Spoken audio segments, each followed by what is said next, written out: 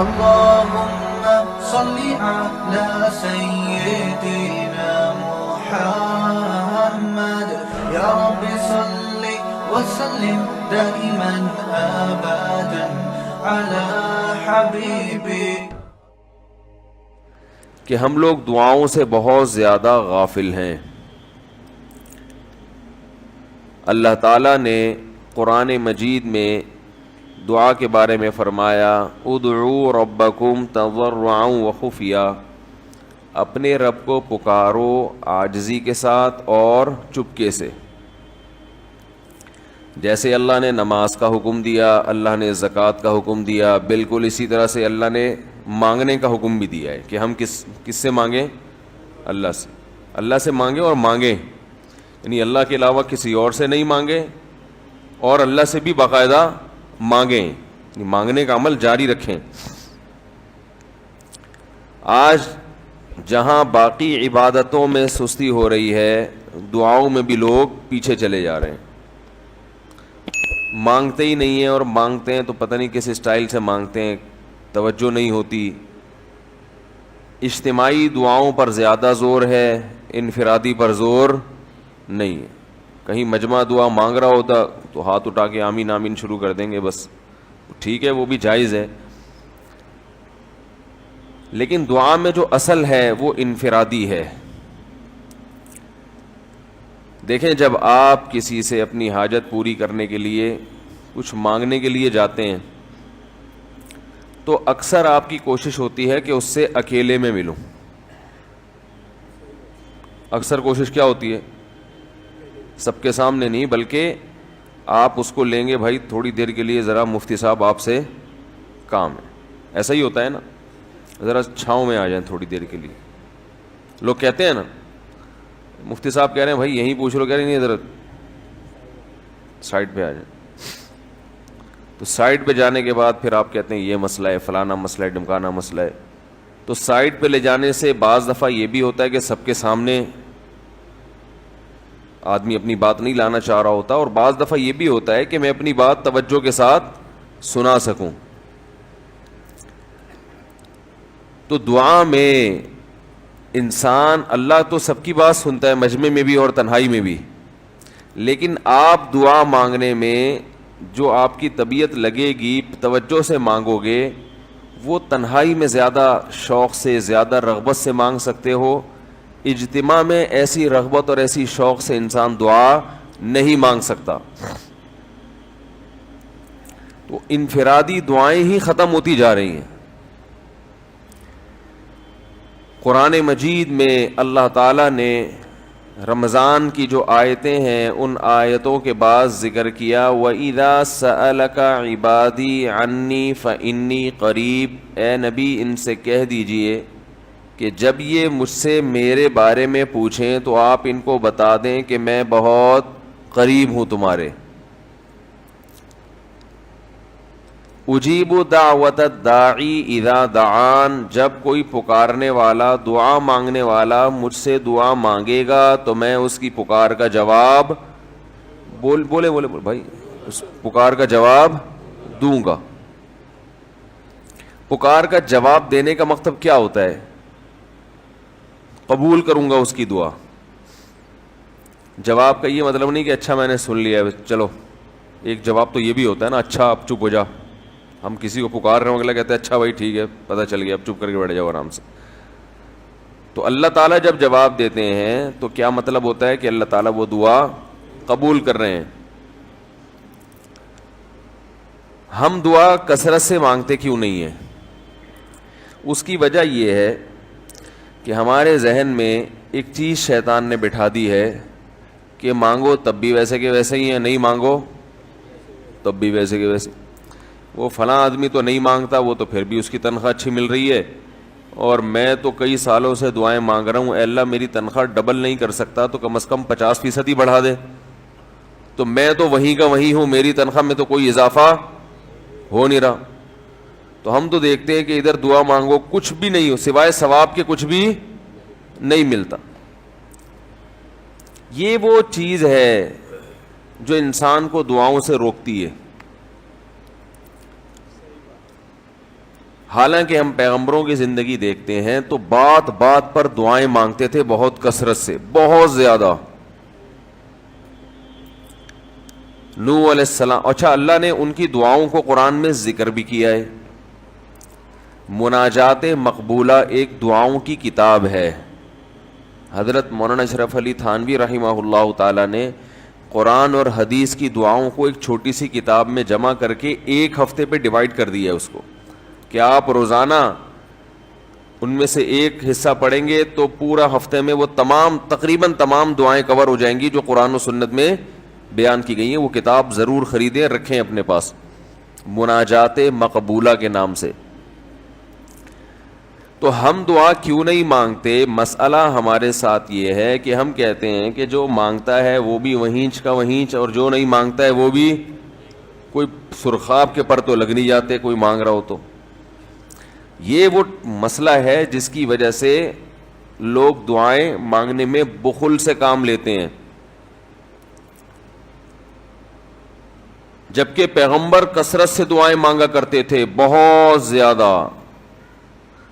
جو پچھلی آسمانی کتابیں ہیں ان میں لکھا ہوا ہے کہ یعقوب علیہ الصلاۃ والسلام اتنی کثرت سے دعائیں مانگا کرتے تھے کہ سجدے میں جا کے کہ ان کے یہ جو گھٹنے ہیں اور سر میں سخت نشان بن چکے تھے. وہ جگہ زمین پہ لگ لگ کے سخت ہو جاتی ہے نا.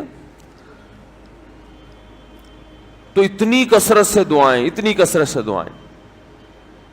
ہم نے جن بزرگوں کے ساتھ ٹوٹا پھوٹا وقت گزارا ان کو دیکھا کہ وہ دعا بہت لمبی لمبی دعائیں مانگا کرتے تھے، بہت لمبی.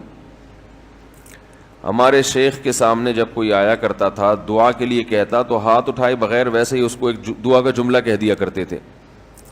تو کسی نے کہا کہ آپ ہاتھ اٹھا کے اس کے لیے دعا کیوں نہیں مانگتے؟ تو فرماتے تھے کہ جب میں ایک دفعہ ہاتھ اٹھا لیتا ہوں تو پھر اتنی آرام سے نیچے گراتا نہیں، کیونکہ پھر اللہ کے دربار میں اب ہاتھ اٹھا لیے تو پھر تو ایسا ان کا دل لگتا تھا، مانگتے چلے جاتے تھے، مانگتے چلے جاتے تھے. تو بات یہ ہے کہ جب یہ یقین پیدا ہو جائے کہ جس خالق نے ہمیں پیدا کیا ہے اور جس نے ہمیں مانگنے کا حکم دیا ہے اس کے سامنے جب ہاتھ اٹھا کے گڑ گڑائیں گے تو وہ تھوڑا نہیں دے، وہ دعا لازمی قبول کرے گا، اور وہ لازمی ہماری مانگی ہوئی چیزیں ہمیں عطا کرے گا. یہ جذبہ اور یہ نیت جب انسان میں پیدا ہو جائے تو پھر اس کا دعاؤں میں دل لگتا ہے. کیسے نہیں لگے گا؟ آپ سوچیں کہ آپ کو کوئی بتا دے کہ یہ جو سیٹھ صاحب ہیں بہت بڑے، آپ جا کے ان سے مانگو، یہ ٹائم نکال کے بیٹھے ہوئے ہیں، جتنا مانگو گے، جو مانگو گے یہ دیں گے.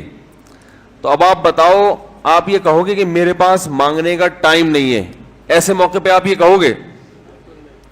آپ جائیں گے اور بسم اللہ کر کے شروع ہو جائیں گے. آپ بولیں گے سر یہ مجھے 10 فائلیں چاہیے بحریہ ٹاؤن کی. آپ سوچو گے 10 نہیں ملی تو 9 تو مل جائیں گی. سر مجھے یہ بھی چاہیے، مجھے یہ بھی چاہیے، مجھے یہ بھی چاہیے، اور آپ کو یقین ہو کہ یہ دے رہا ہے. تو آپ کبھی بھی کنجوسی سے کام نہیں لو. پھر آپ یہ نہیں کرو گے کہ آپ مانگتے ہوئے جو ہے نا اس سے آپ جب مانگ رہے ہو تو آپ کی کبھی ادھر دیکھ رہے ہو، کبھی ادھر دیکھ رہے ہو، کبھی ناک میں انگلی گھما رہے ہو، کبھی سر میں کھجا رہے ہو. کوئی آ کے اس دوران آپ کو چھیڑے گا تو آپ کہو گے یہاں سے دفع ہو جاؤ. ابھی میں کام کر رہا ہوں، ایک بندہ سخاوت جوش میں آیا ہوا ہے ابھی اور فائلیں بحریہ ٹاؤن کی فری میں بانٹ رہا ہے. اس نے کہا بھائی جتنی مانگو گے دے دوں گا اور جو مانگو گے دے دوں گا. تو ابھی تو میرے پاس ٹائم کم ہے، مقابلہ بہت سخت ہے. اور پھر اس میں آپ کو الفاظ بھی خود بخود آ جائیں گے کس طرح سے سمجھانا ہے. مختلف طریقوں سے آپ بات کو گھماؤ گے. سر پلیز آپ بات کو سمجھا کریں، میں آپ کے پاس آیا ہوں، آپ کو پتہ ہے میں ادھر بھی جا سکتا تھا، وہ وسیم کباڑیہ کا بزنس بھی آج کل بہت چل رہا ہے، میرے پرانے اچھے تعلقات ہیں، لیکن مجھے پتا تھا کہ آپ ہیں، آپ جیسا سیٹ تو کوئی ہے ہی نہیں، اور ہر مشکل میں آپ نے میری مدد کی ہے. جو الفاظ بھی اس کی سخاوت کو ابھارنے والے ہوں گے وہ تمام آپ اس موقع پر اس کے اوپر انڈیل دو گے، پورا دیگچہ بھر کے اس کے اوپر ڈال دو گے آپ.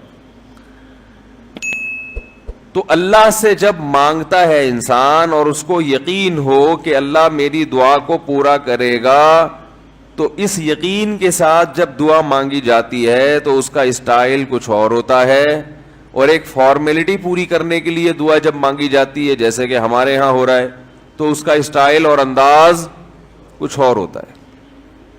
ہمارے ہاں دعا پڑھی جاتی ہے، مانگی نہیں جاتی۔ ربنا آتنا فی الدنیا حسنۃ وفی الآخرۃ حسنۃ وقنا عذاب النار، آمین۔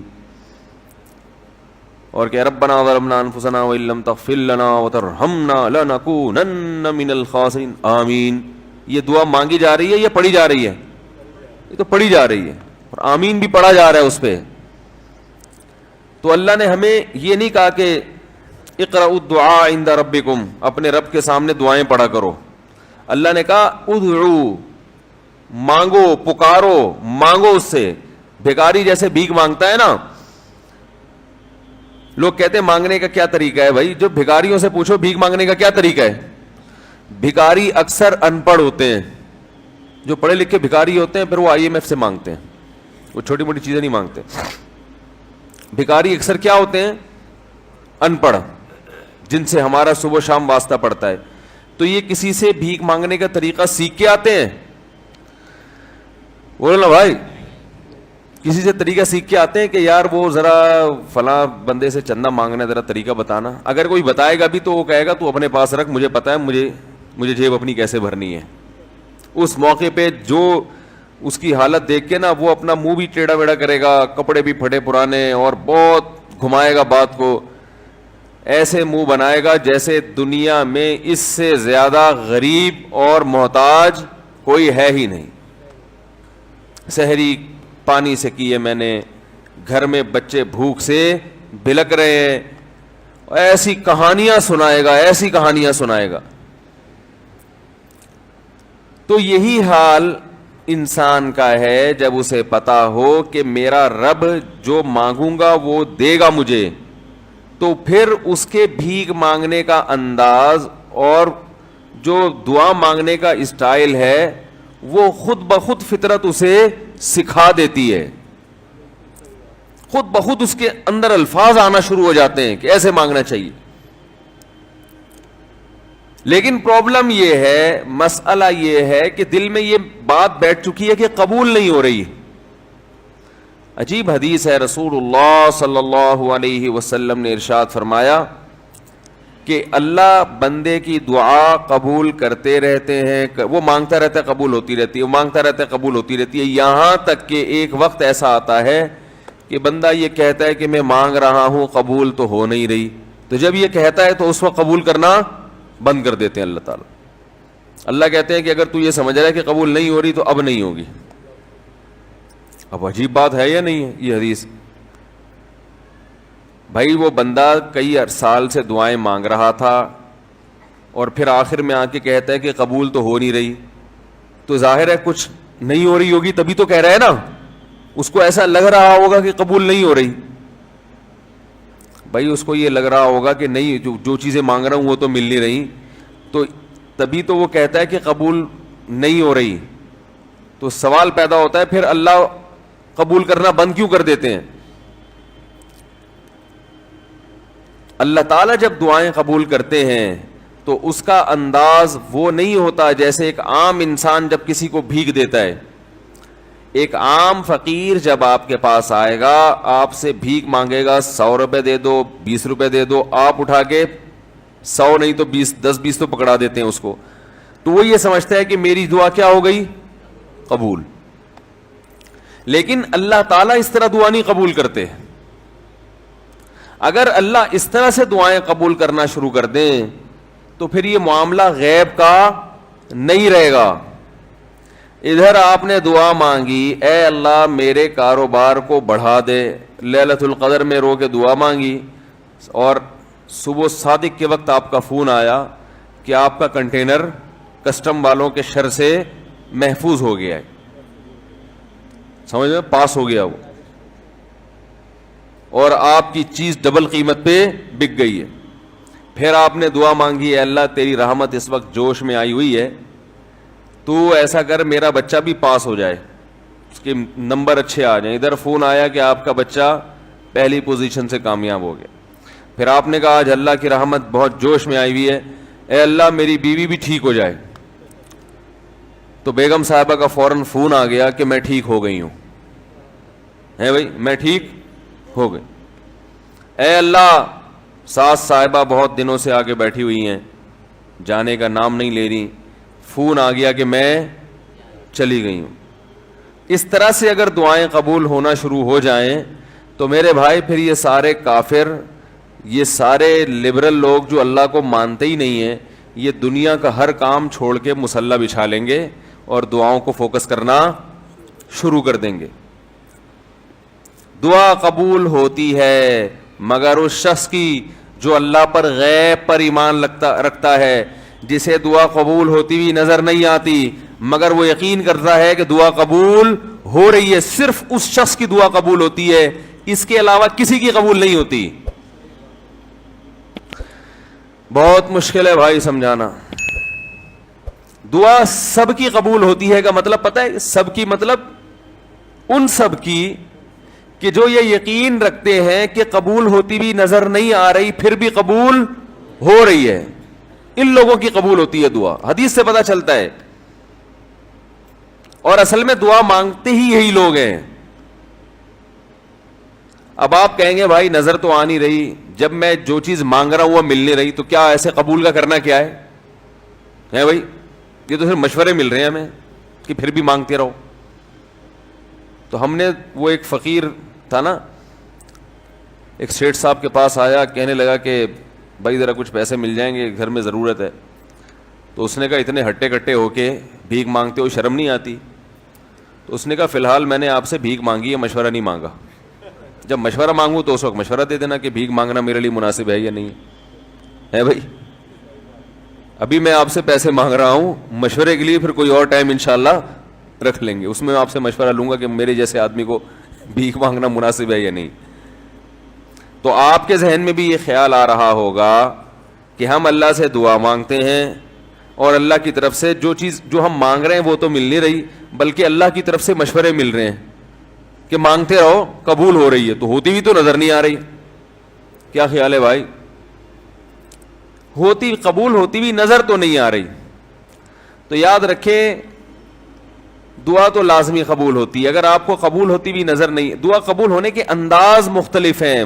اللہ تعالیٰ کے جس طرح سے قبول کرتے ہیں نا, وہ عام لوگوں کی طرح نہیں آپ کو چیزیں پکڑا دیتے, یہ تو غیب سے معاملہ ختم ہو جائے گا. اللہ کی حکمت کا تقاضا یہ ہے کہ اس طرح سے قبول کروں کہ قبول ہو مگر اس کو پتا نہ چلے, کیونکہ وہ اللہ کا دربار ہے, اس کی کچھ قیمت ہے کہ وہ ہر ایک کو مانگنے کی توفیق نہیں دیتا. بھائی آپ نے کبھی دیکھا کہ کوئی سیٹ ایسی دکان کھول کے بیٹھ جائے کہ آؤ جو مانگو میں دوں گا؟ ایسے تو کیا ہوگا کہ پورا نظام خراب ہو جائے گا نا.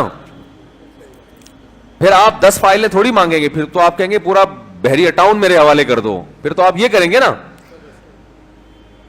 یہ تو میں نے ایک مثال دی تھی. عملاً ایسا نہیں ہوتا. عملاً وہی آ کے بیٹھے گا اور وہی آپ کو پیشکش کرے گا کہ اس کے کچھ اصول اور ضابطے ہوں گے, ان قواعد پہ آپ پورے اترتے ہوگے تو آپ کو وہ گھسنے دے گا. اللہ کے بھی کچھ اصول اور ضابطے ہیں, ساری دعائیں قبول کرے گا, جو مانگو گے صرف اتنا نہیں بلکہ بڑھا کے دے گا. لیکن اصول یہ ہے کہ اللہ کہتے ہیں کہ جب میں دوں گا تو نظر نہیں آئے گا, مگر یقین رکھنا ہے کہ کیا کر رہا ہوں, میں دے رہا ہوں, پھر دیتا رہوں گا میں. پھر بات وہیں آگے کھڑی ہو جاتی ہے کہ ایسے دینے کا کیا فائدہ کہ ہماری سمجھ میں نہیں آ رہا کہ پتہ نہیں کیسے دے رہا ہے اللہ تعالیٰ.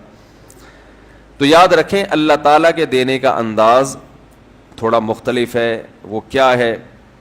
بعض مرتبہ جو چیز مانگ رہے ہوتے ہیں اللہ وہی چیز آپ کو دے دیتا ہے, اور ایسا بھی ہوتا ہے. ہمیشہ ایسا تو نہیں ہوا ہوگا کہ جو چیز مانگی اور نہیں ملی ہو. کئی بار ایسا ہوا ہے کہ جو مانگا وہ اللہ نے دے دیا, فوراً مسئلہ حل ہو گیا.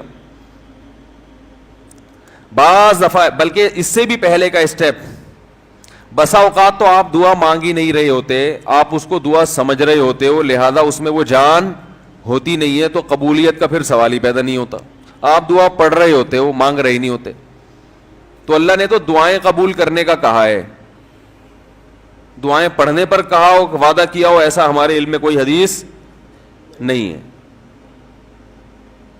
دیکھیں یونس علیہ الصلوۃ والسلام جب مچھلی کے پیٹ میں تھے تو یونس علیہ السلام کو اپنی خطا کا احساس ہوا کہ میں اللہ کی پرمیشن کے بغیر اپنی قوم کو چھوڑ کے آ گیا ہوں. ان کو احساس ہو گیا, تبھی اللہ نے مجھے مچھلی کے پیٹ میں ڈال دیا ہے. تو اب آپ نے مچھلی کے پیٹ میں جا کے یہ دعا مانگی, لا الہ الا انت سبحانک انی کنت من الظالمین. اے اللہ تیرے سوا کوئی عبادت کے لائق نہیں ہے, سبحانک تو ہر عیب سے پاک ہے, تو نے جو مجھے مچھلی کے پیٹ میں ڈال دیا تو یہ تیری غلطی نہیں ہے, تو ہر عیب سے پاک ہے. انی کنت من الظالمین, میں ہوں ظلم کرنے والا اپنی جان پہ, مجھ سے غلطی ہوئی ہے.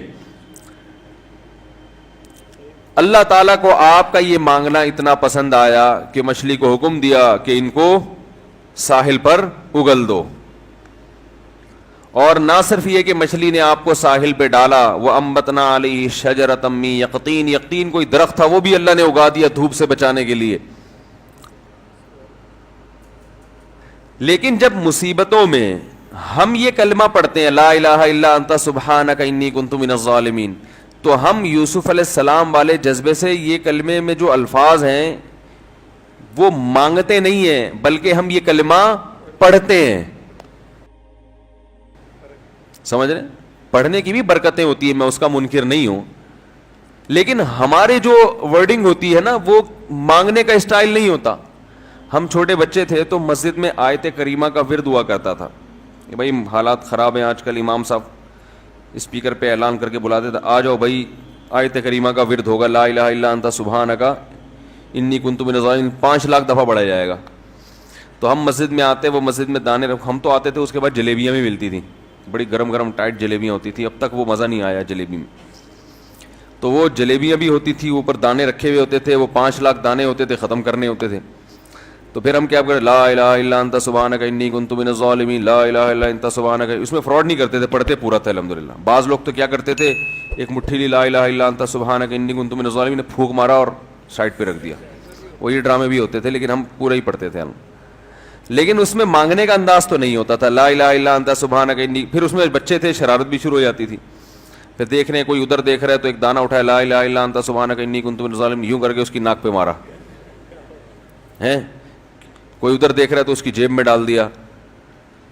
تو یہ دعا مانگی جا رہی ہے, یہ تو پڑھی جا رہی ہے, ایک فارمیلٹی ہے کہ 5 لاکھ پورے کرنے ہیں, اس کے بعد جلیبی کھانا ہے اور نکلنا ہے. تو آج بھی ایسا ہی ہو رہا ہے, امام صاحب دعا مانگتے ہیں, لوگ کہتے ہیں یار چلو جب نماز پڑھ لی, 4 رکعتیں پڑھ لی, سلام بھی پھیر لیا, تو اس میں کیا جا رہا ہے, یہ بھی پورا ہی کر لو. ایسا ہی ہوتا ہے نا, یہ بھی پورا ہی کر لو, آمین آمین کہہ لیں گے. امام صاحب ڈرائیور ہیں, ہم پیچھے مقتدی ہیں, تو جہاں اتاریں گے وہیں اتریں گے ہم لوگ, پہلے تو نہیں اتر سکتے. تو یہ ایک لوگوں کے ذہن میں تصور ہے. نبی صلی اللہ علیہ وسلم نے فرمایا اللہ ظاہر قلب کے ساتھ دعا کی طرف توجہ نہیں دیتے. ظاہر قلب کا مطلب آپ کا دل حاضر نہیں ہو, کچھ اور سوچ رہے ہو, اور ادھر سے آپ نے ویسے ہی ایک فارمیلٹی پوری کرنے کے لیے. اللہ کہتے ہیں کہ جب تو مانگنے میں مخلص نہیں ہے تو میں تجھے کیوں دوں. تو مانگنے میں ہی مخلص نہیں ہے. تو بعض دفعہ بلکہ اکثر ایسا ہوتا ہے کہ ہماری دعا میں جان ہی نہیں ہوتی. آدم علیہ السلام کو جب جنت سے نکالا گیا تو پریشان تھے, بے چین تھے, مضطرب سے, میں کیا کروں کہ اللہ مجھ سے خوش ہو جائے. اس بے چینی میں الفاظ نہیں آ رہے سمجھ میں. فَتَلَقَّى آدَمُ مِن رَبِّهِ كَلِمَاتٍ, اللہ فرماتے ہیں اللہ نے آدم کے دل میں کلمات ڈال دیے ان کی بے چینی کو دیکھ کر کے, اس طرح سے مجھے مانگو.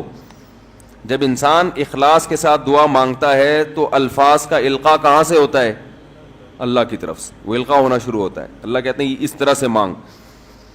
حضرت حکیم اختر صاحب رحمہ اللہ تعالیٰ نے ایک واقعہ بیان کیا.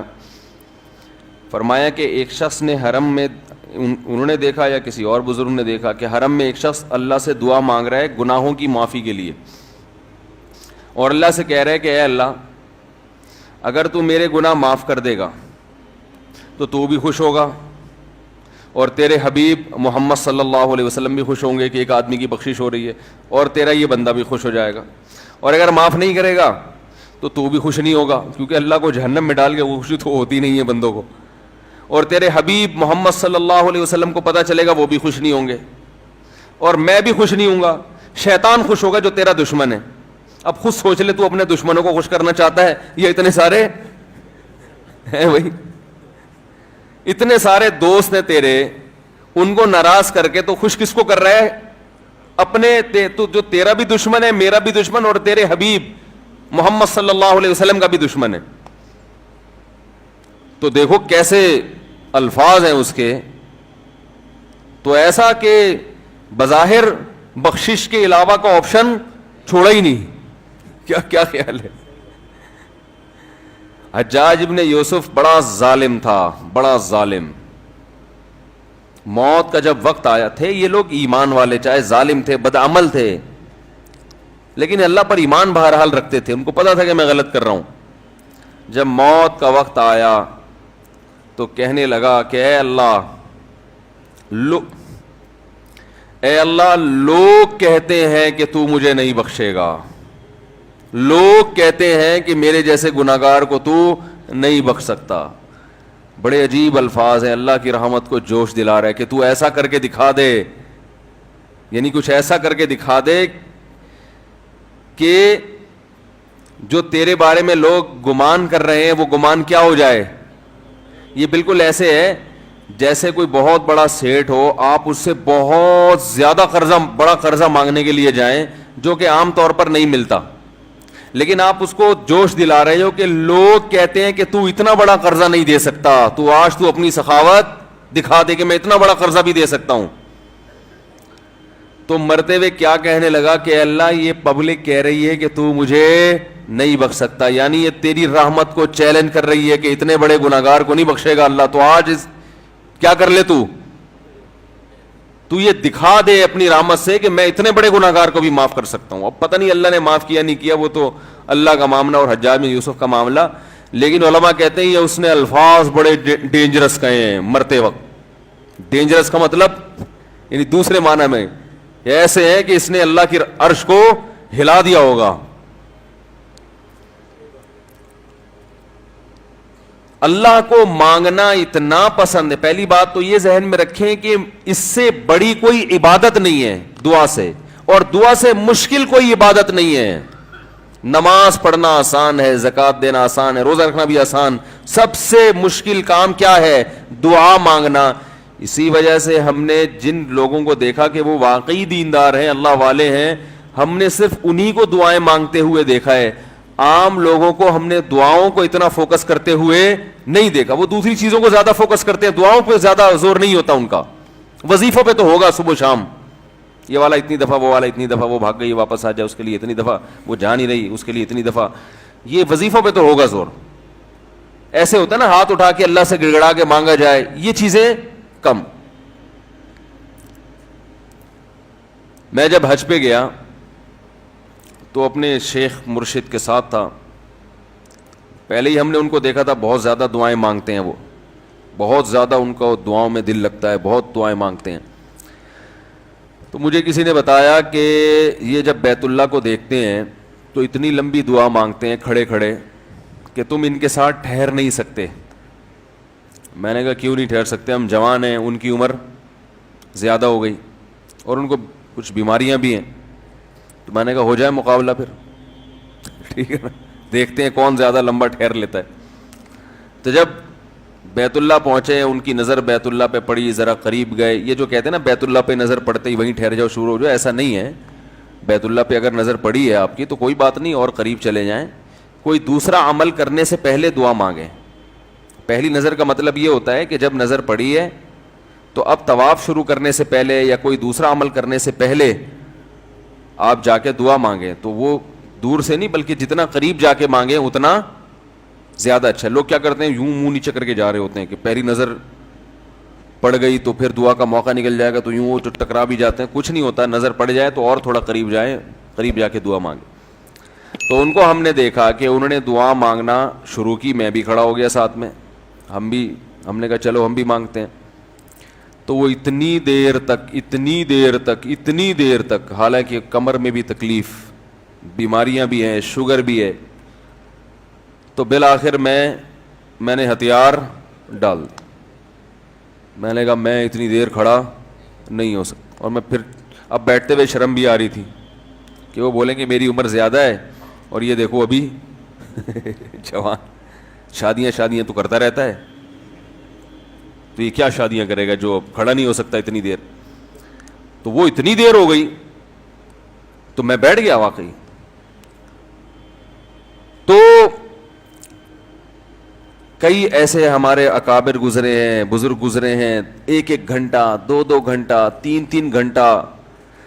مرکز میں, تبلیغی مرکز میں کسی نے بتایا کہ ایک بزرگ کو میں نے دیکھا صبح اشراق کے وقت دعا مانگنا شروع کی ہے اور ظہر کی نماز میں اٹھے. اشراق کے وقت دعا مانگنا شروع کی اور کب اٹھے؟ یہ وہ لوگ تھے جن کا دعاؤں میں دل لگتا تھا. اب بتائیں دعا مشکل عبادت ہے یا نہیں ہے؟ حضرت عمر رضی اللہ تعالی عنہ کا قول ہے, فرماتے ہیں کہ مجھے اس بات کی پرواہ نہیں ہوتی کہ میری دعا قبول ہو رہی ہے کہ نہیں ہو رہی, مجھے اس کی فکر رہتی ہے کہ دعا مانگنے کی توفیق مل رہی ہے کہ نہیں مل رہی.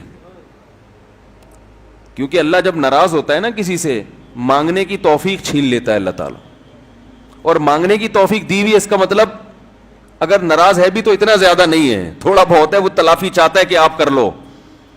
مانگنے کی توفیق ملنا اس کی علامت ہے کہ اللہ اگر ناراض بھی ہے تو بہت زیادہ نہیں روٹھا ہوا, بلکہ اس نے سوری کا آپشن دیا ہوا ہے کہ چلو مانگ کے اپنا منا لو, مجھے کسی بھی طریقے سے راضی کر لو. دعا کا اس قدر فائدہ ہوتا ہے انسان کو, اس قدر فائدہ ہوتا ہے, آپ مانگنا شروع کریں زندگی چینج ہونا شروع ہو جائے گی, آپ کی زندگی میں تبدیلی آنا شروع ہو جائے گی.